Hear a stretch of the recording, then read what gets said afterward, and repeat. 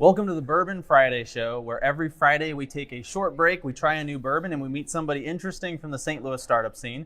Today I'm talking to Doug Hall, who's the Executive Vice President of Geniecast. So Doug, welcome to the show. Thanks for having me, Nick. How are you?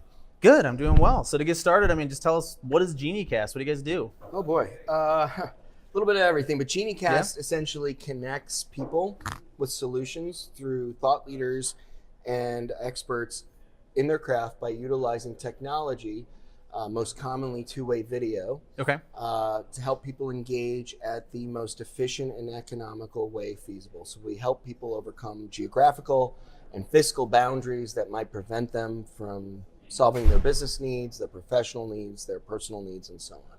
Cool. Okay. So I was checking out the website, and it looks like this kind of comes into play a lot of times with like kind of a training aspect, or you're looking for a speaker, like those kind of scenarios. If you're like a business organization, they can come to Geniecast and find somebody to come. Yeah. But it's not necessarily come speak in person. It's kind of remote type stuff, it seemed like. So, well, yes. Thank you. Yeah. It is about engaging those presenters and those conversations. And in the case of an event, let's say if you are a business and you're having an internal employee meeting or an annual kickoff type thing, or you're running a major conference for your association, and you want to bring in thought leaders and experts, but the budget, the logistics don't allow for you to get exactly who you want in there physically. Okay. We can provide those same thought leaders and experts to those locations. Okay. Everything soup to nuts, from getting the talent to producing the event, follow through, all of those things. But then in the training aspect, like you touched on, we can create models and modules where that engagement piece happens in a hybrid manner, a virtual manner, whatever it may be.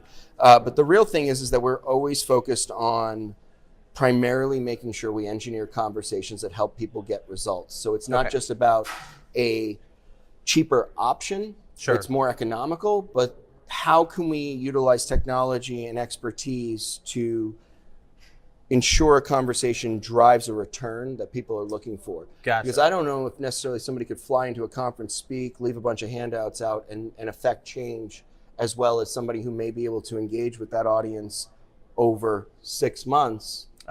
Through follow-ups with video calls, through programming and that type of thing. So we're always looking for a way to drive more impact and utilize technology instead of replace in person. Nothing's going to ever change a handshake. But this, it sounds like it kind of maybe changes the way people even approach these kinds of events, right? Because if you're limited to one-time speaker and you got to get the most out of it versus, so tell me more about that part of it. So the idea of taking something that would have maybe been a one-time event and turning it into more of a long-term program. Maybe you have an example of one of those you've done to kind of give us a... Absolutely. I think that it really comes down to whatever the desired result is of the client. So I'll give you an example. We did, we call them casts. It's an easy way to say it, but we did a cast for the International Franchise Association last year, where Covey, not the original, the son, losing the name, it's not Franklin, but whomever the next Covey is, was a speaker at the conference in person. But the need in that situation wasn't, was based around getting more registration, getting people to show up. So we worked with them to build a program where, to drive registration, we did a virtual event with the speaker prior to the conference for registrants, to drive awareness and to create some sort of model of interest for that audience. So that was something where it wasn't just about, oh, hey, we can't afford to bring him in, or he can't be there because he's got a meeting. Can you make it happen? It was, we need to drive attendance and we want to utilize you guys to help us do that. How can we do that? So it was a different way of repurposing content and technology to drive a result. Interesting. Okay. Very cool. So I can, I'm in marketing, so I can certainly, I'm kind of got the gears spinning a little bit now. Yeah. So I can see how, I was thinking initially kind of on the back end, obviously something that would happen after the speaker, but it sounds like this is a great marketing approach as well. That can be done as well. If you look at it this way, if you're trying to drive value to an audience, let's say you are an organization, we'll stay in the same theme. Let's say you're an organization that is doing annual events, quarterly events, whatever it may be. Typically for a marketer, it's that re-engagement piece of, okay, now we have to re-attract them. We have to start a new campaign. We have to drip to them. And what you're doing is you're trying to figure out a model to get the same people you were engaged with at the event to come to the next one. So the way I look at it is, why ever close the door? If we can keep them engaged between the two using technology, you never have to resell them again. Now, I'm not trying to put marketing companies out of business, because they can actually, manufacture or orchestrate this. But the idea is that people came for a reason. They came to learn, they came to evolve, they came to improve their business or whatever it may be. And what is the typical conference model? I don't think there's anybody in our audience that hasn't gone to a conference and got back and talked more about their hangover than what they brought back from the conference. Yeah, for sure. In this case, we're able to quantify value of audience, bring people back, maintain engagement, and really follow through with that learning. By the time the next conference comes around, they've gotten so much more value. It's an easy sell. Wow. Okay. Yeah, that makes a lot of sense, I think. So if it makes 100 of them, it makes $1. And that's what we're all in it for. All right. Well, that's right. So tell me more about, so you got this speaker and they're at this event, and is this a significant extra cost then to kind of add this additional programming to these kind of conferences? Or it's interesting you asked that. Like, how does that work? Yeah, because if I'm put on a conference, and because I can definitely appreciate the hangover, like it's a lot of stuff in one weekend. Sure. And I know a lot of times speakers focus on like, I want to have one takeaway because I know you're not going to remember most of this, right? I call them the bumper stickers. Yeah. Everybody comes home with bumper stickers. Right? Yeah. Okay. What's the one line I'm going to tell my team for the next 6 weeks, and then it's going to become their own thing. Yeah. Until we forget what the whole purpose of the presentation was. Of course. And in most cases, a keynote is a single directional kind of presentation. Good speakers will engage the audience. They'll shift content. But the reality of it is, it's not a conversation. It's a presentation. Yep. And so I will say a lot of times, if I wanted a professional speaker, I'd go to Best Buy. What I want is an expert or thought leader who's been constantly focused in their craft to help me rethink my problem. I get that out of networking at conferences, not listening to presentations. Presentations at conferences for me are the ignition, the spark that gets those other networking conversations going that help me solve problems. Okay. What we're trying to do here at Geniecast is make sure that happens in the engagement initially. Sure. How quickly can we spark that innovation, that conversation to drive real results? So that's bringing in content providers that can actually answer questions and not just sticking to a topic. Gotcha. Now, I ramble, so I forgot what your original question was. So you're going to have to tell me if I actually answered it. No, that's good. Yeah, perfect. Good. Then let's keep going. I'm trying to understand the business as best possible. Me too. I mean, it's a startup, so try to figure it out every day. That's important. You keep feeding me this Jim Beam, I'll keep talking about my business. Divulging secrets. That's what we're looking for. I'll give you my social security number by the time this is over. All right, man. We'll make sure that's on camera, right? So, got you guys. One question I always like to look at is, kind of how a business got started, because I think a lot of times, when we start a company, it's to address a problem that we're having ourselves. I mean, that's certainly why, our company got started. So was this, when Geniecast kind of got up and running, was it tied into like this idea of these conferences being a one-time thing and not having a lot of, substantial long-term value, or where did Geniecast kind of come from? The original light bulb, our founder, Keith Alper, was producing an event. You'll have to Wikipedia the timeline, but it was, I want to say 7 to 10 years ago. And that event was a global event for a bunch of entrepreneurs and corporate leadership, CEOs and whatnot, where they were bringing in Julian Assange to sit on a panel. And Mr. Assange went under house arrest. And suddenly, and this was long enough ago, I always joke, it looked like an episode of 24 or whatever, with the van outside of the embassy with a giant satellite dish on it. But the end result was the buzz of the conference, which was less about the content of the presentation and more about the fact that it was delivered, the delivery of that presentation. He wasn't physically there, yeah. So I think that's where our founder's light bulb went off of. Can I do this at scale? Can I do this as a marketplace? So when we were founded, when I was brought on originally as the SVP of content, it was to create this marketplace of thought leaders and experts that we could create a very simple platform model of, you come here, you buy them, we connect you via video. It's efficient, it's quick, it's a few clicks rather than all the logistics that go in. But once we launched, and when you talk about solving problems, we realized there were so many more out there. And how can we combine expertise and technology to really change the world? And that's not some highfalutin, esoteric idea. We really want to change the way people connect and how conversations happen. And if we can do that in a way that accelerates growth and learning, then we can actually make a mark on things and feel good making a profit out of it at the same time. Yeah, that's awesome. So it sounds like, is this something where I can hire one of these people to talk directly just to me, or is it always something where they're speaking in front of an audience? So you can, we will construct and manage the engagement piece based on the client need. So we can do a point-to-point, room-to-room, whether it's 600 people or one person, a virtual seat scenario where everybody's on the same screen, or a hybrid where it's a little bit of both. But what it comes down to is you as a buyer, and right now we're in the B2B space with a little bit of B2B2C, but it really comes down to the presenter's value. So some of these experts who you may spend $100,000 on as an in-person speaker will still need 20 grand to do a virtual. So you as a buyer, I don't know if that's the best use of your $20,000 to engage with an expert for an hour. But we're also working on models where people like yourself can come together and all chip in to get that access for an hour. So really that's our way of innovating on top of that, is how do we make the most connections possible and make it as economical as possible. But yes, there is genies on our platform that are $300, and there's genies on our platform. Wozniak is $30,000 for 30 minutes. Wow. It's $1,000 minute. Jeez. I better have my own, computer company when that's over. Yeah. But it's, people will pay it. Yeah, I mean, well, it makes sense, right? Free market, right? Whatever the demand is. Yeah. So I want to step back a second there, because you said 100,000 and you said 20,000, which sounds like a substantial savings. In person so versus virtual. Yeah, and obviously so is that how much money you can save on these speakers and kind of on average, or like? Well, it's all dependent on the presenter and their business model. That's the thing, is we don't like to look at it as this is the rate. This is the standard. Well, obviously there's variation. There might be speakers who want to get off the road and are willing to do this at a certain price point. There may be speakers that want to do this from the road. We have a lot of speakers who will do it for less because they know their business model, they can maximize their business model by casting from hotel rooms. But that may actually drop value a little bit. Who knows? But I would say the standard right now, from what we're seeing with our numbers, is somewhere between 10 and 30% of what your in-person fee would be. Wow. But that's based on the value to the presenter or the producer in the platform sense of the word versus the consumer.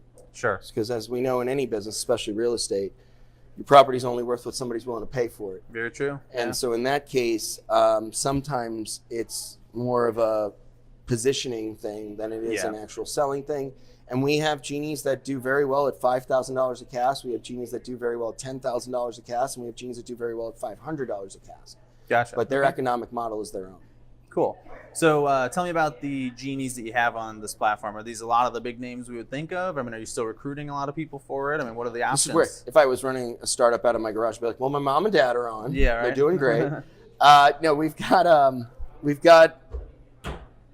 I would say we've probably got several thousand active genies. We won't put anybody on the platform that isn't fully engaged and knows what they're doing. We're not like a bureau model where we just throw people up and I don't want to say all bureaus do that, right? Yeah, But on the top level, like I mentioned, Wozniak, he's on the platform. We just did a cast with Simon Sinek. Yeah, we've done that. Cool. Thanks. Yeah, it was so we've done stuff with Ray Kurzweil on the big name thing, the name dropping thing here for Facebook Live. I'm dropping names. You gotta live on Facebook. But some of our genies that are in the mid-range that do very well, that we find have effective content and that are more repeatable bookings. Kim Scott's a real popular one.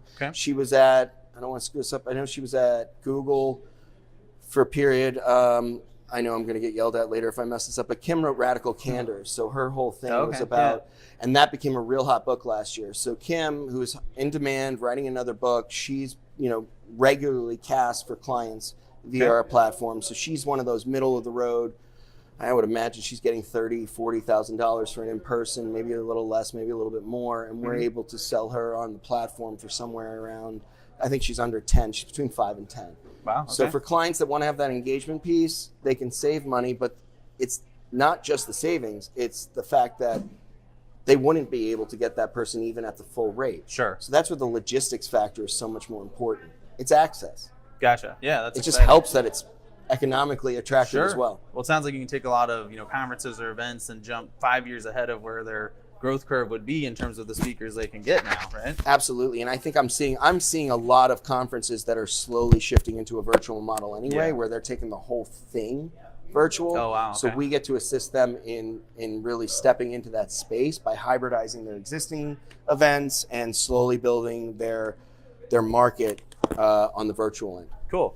Well, so the last one of the last questions I have for you, and maybe you can use The last, Simon. I haven't even refilled Well, yet. get a refill here while I'm talking. You get a chance to fill it back up. But so you talked about Jim Simon Beam's Sinek. like, this is not what we're paying for. Keep going. So Simon Sinek, you're talking about you're casting that. So maybe this is a good example. You can tell me about the tech behind this. So is this something where does the speaker come to a studio to do this? I mean, is there elaborate systems? So Simon was cast to Calcutta, India, using one of our newest technologies, which is Repeal, augmented placement in real time. Okay. So let's take the fact that usually we're doing two-way video Yeah. from two locations where internet is solid, technology is solid, so on and so forth. Mm-hmm. Now, not to disparage anybody from Calcutta, but Sure. it is the Alabama of India. Okay. So enough. on that note, this was our Everest. And in dealing with those factors was something that really allowed for a lot more layers and production costs and development costs. But the real get there, and I think that what we really wanted, what I would love to focus on is what the client needed. In that case, our client wanted to drive wow factor for their audience, got a substantial budget for their region, but that substantial budget, given their location, given the logistics, given the demand, given everything else, wouldn't have gotten anybody of merit. Sure. Simon, who would have been that budget to show up on top of all the cost of traveling, would have never taken the gig. Yeah. So we were able to take the budget and utilize technology to deliver him in a way that the audience was completely wowed, which was the goal. Yeah. And then the content, the conversation, for them to be like, we can't believe we're having a conversation with him in real time and we're not exactly sure if he's here. Yeah. That's that wow factor we brought for the client. So it's not just the bring me a speaker that blows everybody away, but combine content, conversations, and delivery to really do something different. That's where that engagement piece really came in. All right. And it was amazing to watch. I was at the studio, to answer your question. We did it from a studio in Chelsea because he lives in Manhattan. Okay. So he was able to walk in. Yeah. We had the crew set everything up, gets his mic, here's your monitor, does his thing, walks out. Thank you for making this so easy. Wow. Leaves. So Amazing, for him, great. For them, what the hell just happened? This guy showed up. He's here. He's answering questions. And then he disappears. Yeah. So they get their wow. They get their content. Everybody's happy.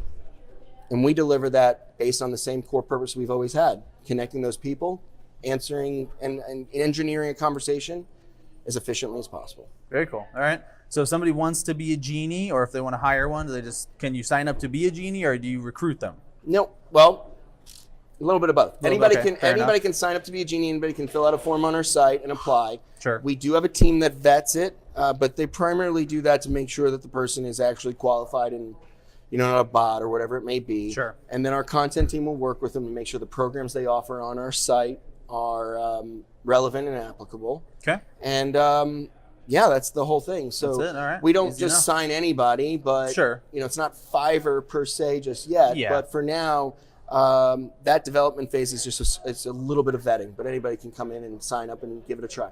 Cool. Very cool. All right. Well, I think we're going to move on to the final section of the show now. We're going to bring one of our favorite people here, Eric, on the show, the founder of Bourbon Friday, and he's going to be telling us what we're drinking. Fancy bottle. I do have a fancy bottle. One of my we'll genies see what going to this is pop all out of about. that There thing? might be. So what we're drinking today is Jim Beam Repeal batch. There isn't a lot of information about this. It's brand new. Okay. It's not even on Jim Beam's website. Really? Okay. Yeah. It'll be on there's Geniecast tomorrow. reviews. So how'd you get it? Special connection? Nope, no special connection. You can go and buy it today, but it just came out and there's no information on All it right. at all. Fair enough. But the reason why it's here is because it comes from Jim Beam. And in the 50s, Jim Beam started to make decanters. And what this is one of those decanters. So this, really? because of Geniecast, did you know, I Dream of Jeannie, the bottle was inspired by this model of decanter. So really? It is a Christmas decanter from 1964. Wow. That was inspired. The guy that produced the first 12 episodes, I believe, was walking by a store, saw a Beam Choice bottle decanter that cost $6 back then. 1964? 1964. And nobody tried to turn it into a bomb? And yeah, so this, and through the power of the internet, I discovered this and was able to get this here in 2 days. So Nice. Yep. There Nice. you go. Yeah. That's how you tie it in, right? Love so it. inspired. Okay, so that's quite a bit of history there. So, kind of last question we can, I guess, talk about. That's pretty unique kind of marketing spin on things. So, what you got any other favorite marketing stories? And that's always. Well, a I was favorite going to topic say, of I don't mine, think yeah. I have anything that compares to the decanter making process, to be honest with you. So, and I'm curious, Eric, just tell me. So, did they? $6. Yeah. At $6. that time, $6. So that was Yeah. just the bottle of bourbon. That was just a bottle of bourbon, and that's how they came. Yeah. Wow. So, and they did that through the 80s. So if you go to Beam's distillery, they have a room with thousands and thousands of different decanters. Like, Really? Yeah. Yeah. So they made the experience that much more noticeable, which made the liquor that much more attractive. So to me, I think the There you go. comparable marketing story is how they added certain mints and things to toothpaste because it gave you that feeling really? of work. So it's kind of like that. I try to remember who did it. One of my favorite kind of branding things is that what we feel when we brush our teeth is because of marketing, not Yeah. because of Really? of efficacy. That earlier on, toothpaste, just brushing your teeth was not enjoyable. And then that okay. Pepsodent, I think it was Pepsodent, started doing that thing of how do we do this? So the deliverability factor is, well, we didn't make the bourbon make us feel any more energized or minty, but they started to accentuate the delivery process to make it more enjoyable. And I it's think prettier, right? I think that's that alignment piece of, if you want to hear famous marketing stories, they're always based for me in manipulation. But isn't that marketing Ultimately, in its right? core? Ultimately. Yeah. But I like the toothpaste one. If you can turn an unpleasant experience into something people enjoy, I mean that's a huge win, right? And it's that whole, what's that? Is it Sensodyne? The whole, this one feels like it's working and this one isn't. The idea is that it feels like it's working. What the hell do you know? Yeah. You're not a 'cause they doctor. like You're that not even a tingle or hairstylist. It feels like it's working because you made a tingle. So Yeah. this isn't making a tingle, but it's making a mark. It's leaving a conversation piece. And I think that, if we looked at real marketing, is give you something to talk about. Right. And if you want to be an effective marketer on an organic level, There you go. leave somebody with something to talk about. Just like I left that audience in India. Yeah, as I say, just like these speakers you can bring in that you wouldn't have had otherwise, right? I like it. It's all about resonance. How do we make something carry on and keep people talking beyond a bumper sticker? All right, I like it. Nice tie-in, Eric. Well done. Yeah. All right, so we're Appreciate gonna that. Give me the opportunity for a callback. yeah. So I'm getting the sign. We got to end things here at this point. Is that the sign for That's ending the sign. things? It is. Yeah. So My sign is like, yeah, well, you gave me the sign now, then I guess too. So we're good. usually my sign to end things is this one, but either way. Oh, sorry, Fair Facebook enough, Live. Fair enough. Hey, it's live. You can't control live. Eric, Doug, thanks for joining us. Pleasure. If you're Eric, tuning thanks in for right sitting with me now, for a second. Here's to please you, tune man. in again Thanks for next the Friday. delicious- Every Friday at 4:30, the Bourbon Friday Show. 4 to 7 at T-Rex. We have the Bourbon Friday event if you'd like to join us for that. I'd like to thank EQ for hosting us and Vanessa Lobo, co-founder of Connect Marketing, for being our producer. The one that And makes it all happen. She does. She takes care of everything. So thanks for tuning in. Hopefully we'll see you again next week.